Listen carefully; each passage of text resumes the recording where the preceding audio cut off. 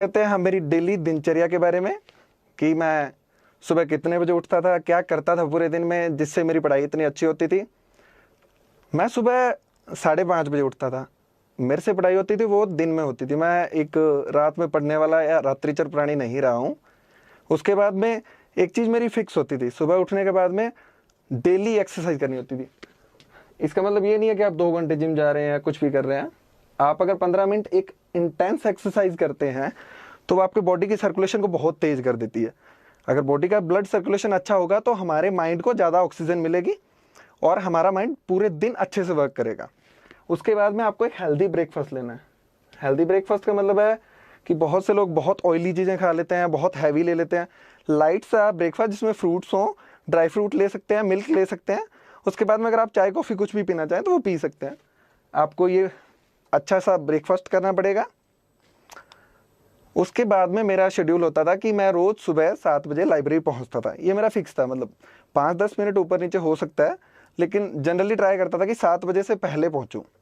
7 बजे लाइब्रेरी पहुंचने के बाद में मैं मेरी स्टडी स्टार्ट करता था। उसके लिए एक मैं आपको अप्रोच बताना चाहूँगा।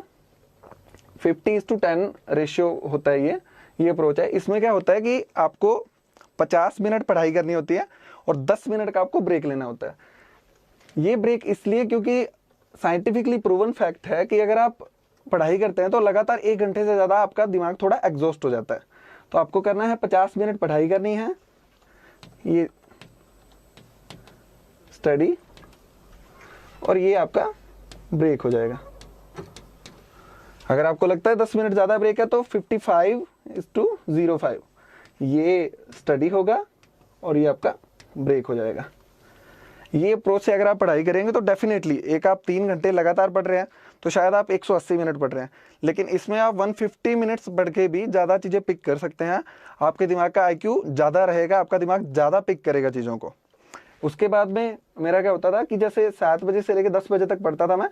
उसके बाद में एक 20 से 25 मिनट का थोड़ा बड़ा ब्रेक लेता था, जिसमें मेरे को थोड़ा कुछ, कोई चाय कॉफ़ी पीनी हो या कुछ खाना हो या थोड़ा सा पैदल घूमना हो, तो वो मैं इस टाइम पे करता था कि 3 घंटे के पढ़ाई के बाद में मुझे लगता था मेरा दिमाग थोड़ा थक चुका है, तो मैं 20 से 25 मिनट का एक ब्रेक ले लेता था।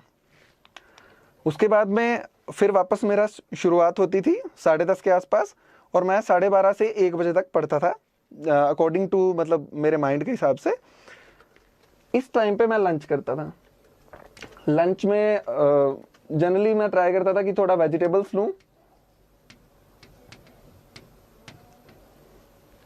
और थोड़ा सा लाइट लंच,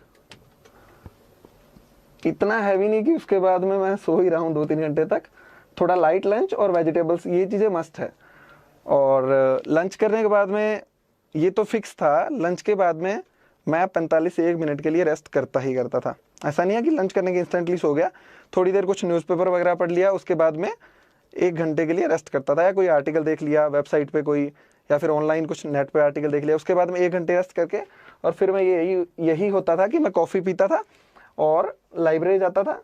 फिर वही मेरा लाइब्रेरी जाने के बाद 50:10 का शेड्यूल, और 3 बजे से लेके 5:30 के आसपास मैं 20 से 25 मिनट का ब्रेक लेता था,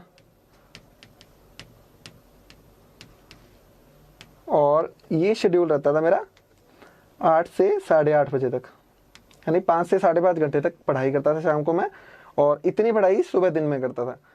ये करके उसके बाद में मैं जाता था मेरा डिनर के लिए, और 8 से 8:30 बजे के बीच में डिनर होता था मेरा जनरली।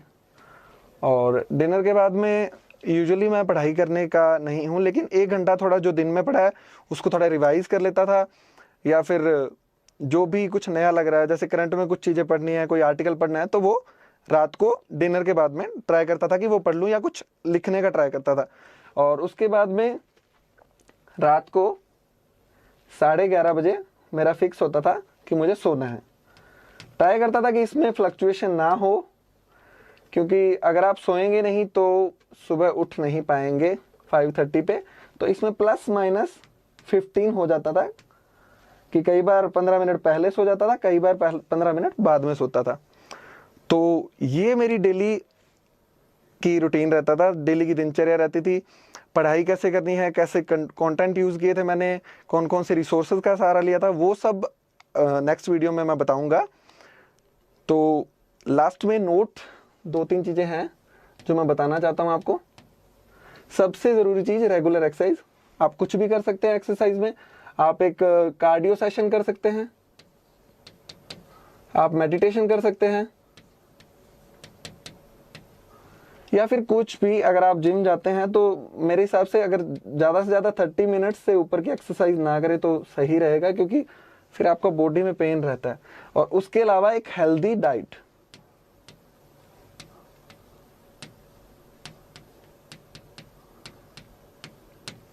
क्योंकि अल्टीमेटली यूपीएससी है वो माइंड का गेम है, तो आपको अपने माइंड को अगर आप हेल्दी रखेंगे तो आपकी पढ़ाई भी बहुत अच्छी होगी। और अगर आप बहुत ही ख़राब डाइट ले रहे हैं तो डेफिनेटली इसका असर आपकी पढ़ाई पे भी पड़ेगा।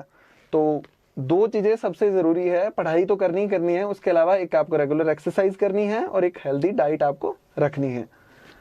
और अगर आप ये तीनों चीज़ें रखते हैं, कार्डियो, मेडिटेशन और हेल्दी डाइट, तो डेफिनेटली आपकी पढ़ाई बहुत ज़्यादा बूस्ट हो जाएगी। आप अपनी पढ़ाई में मतलब क्वालिटेटिव जो डिफरेंसेस होते हैं वो देख सकते हैं। ये मैंने खुद ने देखा था।